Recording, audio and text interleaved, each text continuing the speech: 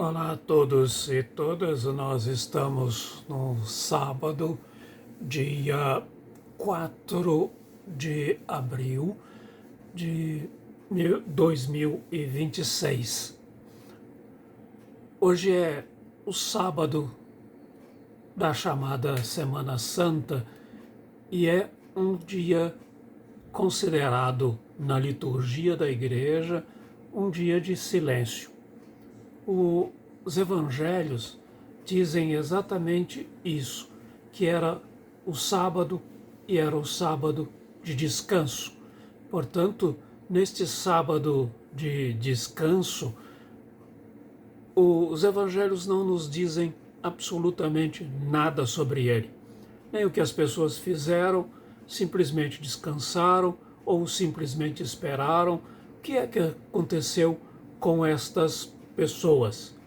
O Evangelho de Lucas, no capítulo 23, do versículo 50 ao 56, diz que entre o evento da morte de Jesus, da sua crucificação, até a sua ressurreição, o que acontece no final do dia da crucificação, no dia da morte de Jesus. Portanto, do seu descimento da cruz e o seu sepultamento. É isso que o Evangelho diz, e é a partir disso que o Evangelho nos diz que nós faremos algumas considerações aqui nessa nossa reflexão sobre este sábado, que é o sábado do silêncio. Diz o texto assim: E eis que havia um homem chamado José, membro do Sinédrio, homem bom e justo, que não tinha concordado com o plano e a ação dos outros, e era natural de Arimateia, cidade dos judeus, e esperava o reino de Deus. Ele, esse homem, esse José, foi até Pilatos e lhe pediu o corpo de Jesus, e tirando da cruz, envolveu-o num lençol de linho e o depositou num túmulo aberto numa rocha onde ninguém havia sido sepultado ainda. Era o dia da preparação e o sábado estava para começar.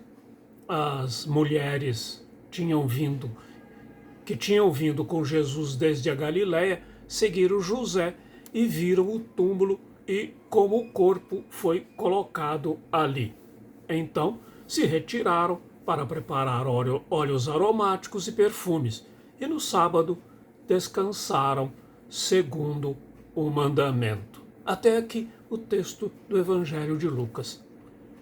Esse texto, embora seja um relato discreto e simples, está profundamente marcado pela reverência e pelo silêncio. Ele carrega uma mensagem poderosa e extremamente atual para a humanidade de hoje. Que mensagem é essa? Algumas luzes, algumas pistas nós podemos recolher deste texto do Evangelho.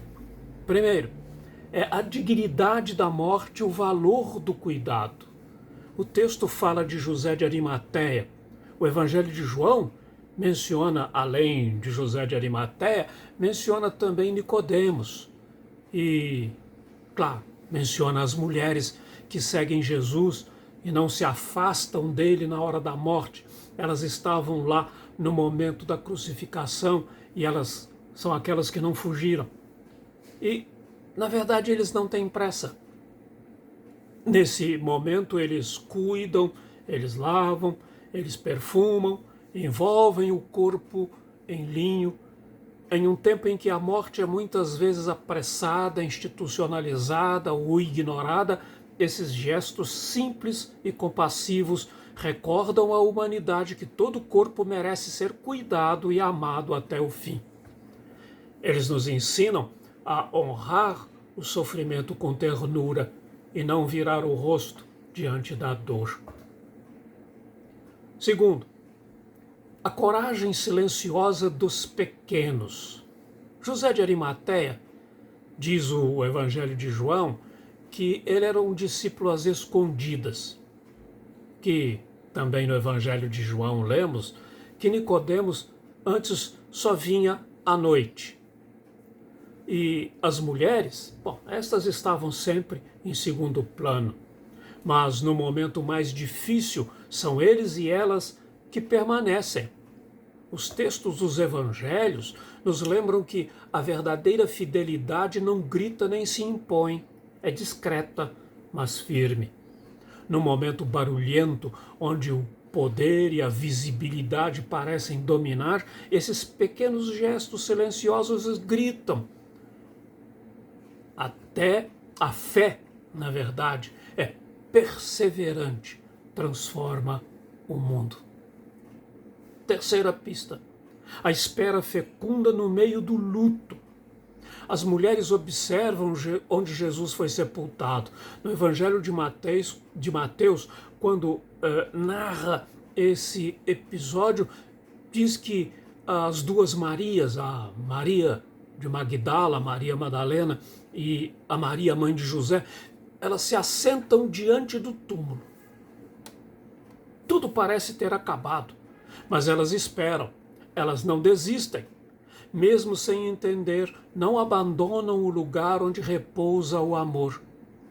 Para a humanidade de hoje, marcada pela ansiedade, pelo imediatismo, pelo desespero diante da dor, essas mulheres ensinam a esperar com fé, mesmo quando tudo parece perdido. A ressurreição não começa no domingo, ela começa no coração de quem vigia no sábado do silêncio. A quarta pista é a compaixão como resposta à morte. Neste texto e nos outros textos dos evangelhos, ninguém faz discursos grandiosos. O que fala é o gesto. Envolver Jesus num lençol novo, sepultá-lo num túmulo digno, trazer perfumes. É a linguagem da compaixão concreta. Eles mostram que, diante da dor do outro, o que importa não é ter respostas, mas presença amorosa, gestos sinceros. Numa sociedade muitas vezes indiferente ao sofrimento, esses relatos convidam cada um de nós a sermos companheiros e companheiras de sepultura, solidários, sensíveis, humanos. Deus age no silêncio, é a quinta pista. Nenhuma palavra de Jesus é pronunciada nesses trechos. Ele já está morto.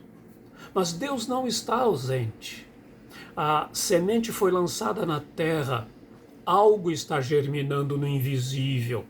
Para a humanidade que sofre, espera e tantas vezes não vê sinais, nesses evangelhos afirmam com doçura: o silêncio de Deus não é ausência, é obra misteriosa de salvação. No tempo do túmulo, a graça trabalha por dentro. Esse relato do sepultamento de Jesus não apenas fala do silêncio de Deus, mas nos coloca dentro dele. Jesus está morto. Deus parece ter calado. A dor venceu? A injustiça triunfou? Onde está Deus diante do mal? É nesse contexto que o Evangelho oferece uma resposta profunda, ainda que sutil. O silêncio de Deus não é indiferença nem abandono, mas é um silêncio grávido de presença. Um silêncio que carrega esperança e promessa. Vejamos alguns sinais que o Evangelho nos oferece. Primeiro sinal: Deus não está ausente no silêncio, ele está profundamente mergulhado na dor.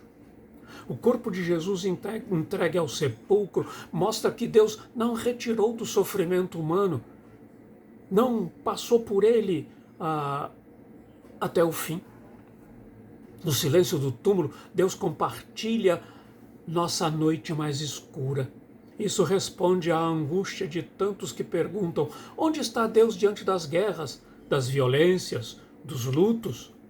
Ele não está distante, ele está na cruz e agora está no túmulo, com a humanidade. Segunda pista, segundo sinal, o silêncio de Deus é espaço para a fé amadurecer. Como as mulheres diante do túmulo, somos convidados a esperar, mesmo sem compreender. O silêncio não é uma rejeição, mas uma pedagogia. Faz a fé crescer, ensina a escutar com o coração, a confiar no invisível. Diante do mal, o silêncio de Deus pode parecer ausência, mas é também um chamado à confiança madura, ao tipo de fé que permanece mesmo quando não há sinais. Terceiro sinal, o bem continua atuando, mesmo na escuridão. José de Arimateia, Nicodemos, as mulheres, são personagens silenciosos que continuam fazendo o bem mesmo quando tudo parece perdido. Eles não esperam Deus agir de forma espetacular. Eles agem com delicadeza e amor, mesmo sem entender tudo. Isso nos inspira a crer que o bem nunca cessa, mesmo diante do mal. No silêncio, Deus age através das mãos compassivas, das atitudes discretas, da fidelidade dos pequenos. Quarto sinal. O silêncio de Deus revela que a resposta ao mal é mais profunda do que uma intervenção imediata. Muitas vezes esperamos que Deus faça algo de forma visível, rápida, espetacular. Mas Deus responde ao mal com algo mais radical. Ele entra na morte para vencê-la por dentro. O silêncio do sábado não é passividade, mas um espaço onde a semente do reino germina em segredo. A resposta de Deus ao mal não é apenas corrigir o mundo, mas transformá-lo desde o interior, com amor crucificado e ressuscitado. Quinto sinal. O silêncio é a preparação da ressurreição. O túmulo é real, a dor também, mas a última palavra não foi dita ainda. O silêncio não é o fim, é o intervalo sagrado entre a dor e a vitória, entre a cruz e a vida nova.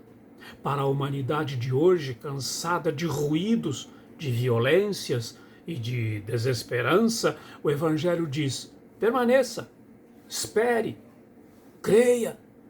O amor ainda está agindo.